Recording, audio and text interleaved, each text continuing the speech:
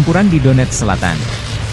Unit penyerangan kelompok pasukan Vostok Rusia didukung tank dan UAV serang merebut benteng Ayevu di arah Donetsk Selatan. Detasemen penyerangan berperang hanya setelah persiapan yang matang. Drone FPV terus beroperasi selama penyerangan terhadap posisi angkatan bersenjata Ukraina.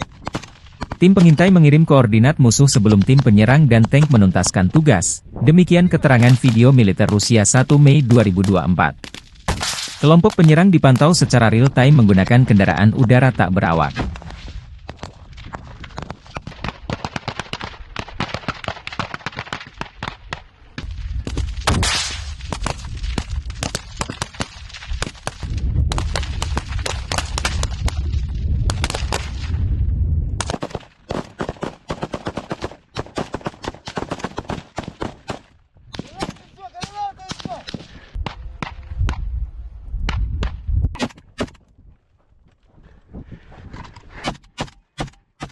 Download Tribun X sekarang, menghadirkan lokal menjadi Indonesia.